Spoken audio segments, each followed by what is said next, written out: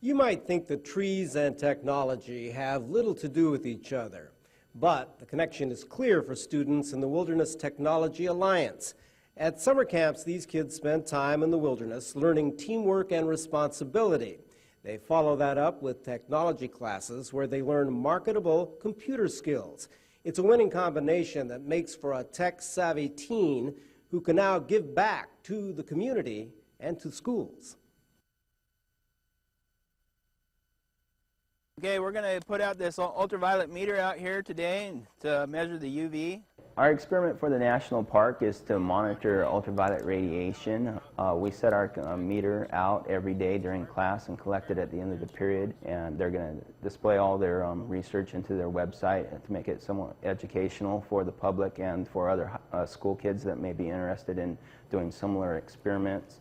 The Wilderness Technology Alliance began in 1995 producing projects in both Mount Rainier National Park and Olympic National Park.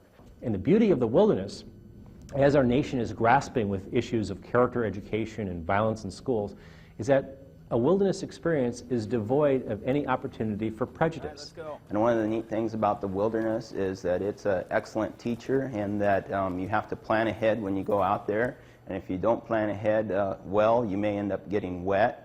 And it's the same thing with your jobs and working for clients. You need to plan ahead in order to pull off successful projects. This is a website we made over the summertime, and we collaborated with about 64 other students from around Washington State to create a virtual backpacking trip website. I see this as a program that can become self-sustaining. All the money that the kids make in their projects of designing websites comes right back into the school, which is a lot different than most grants that will last a year, and then once the funds dry up, the program dries up. So it's really exciting to know that this program has the potential to continue on down the road for many, many years. Hanford gave us donated 2,000 computers to us last month. In our hardware program, these students are redeploying surplus computers donated by generous corporations and generous government agencies. They refurbish these computers, they provide them to low-income families, they also provide evening technology training classes. The students are literally bridging the digital divide on their own.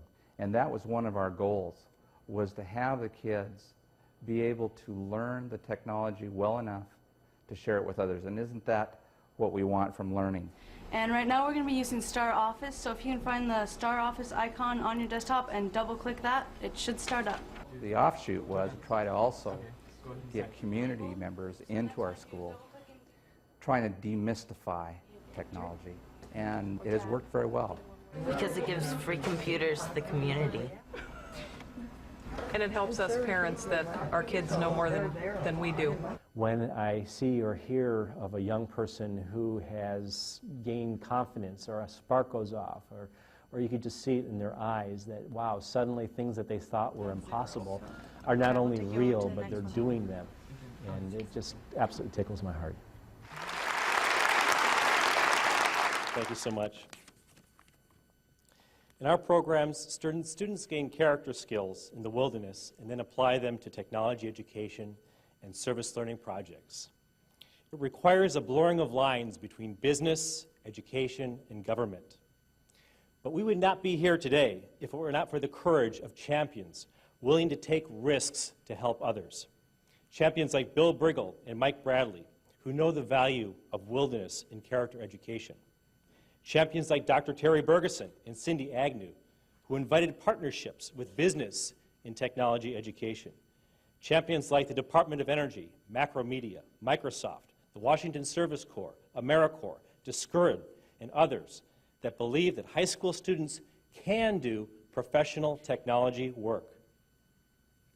And champion teachers like Sarah McReynolds here today, who give all they have for the hopes and dreams of students. Thank you so much.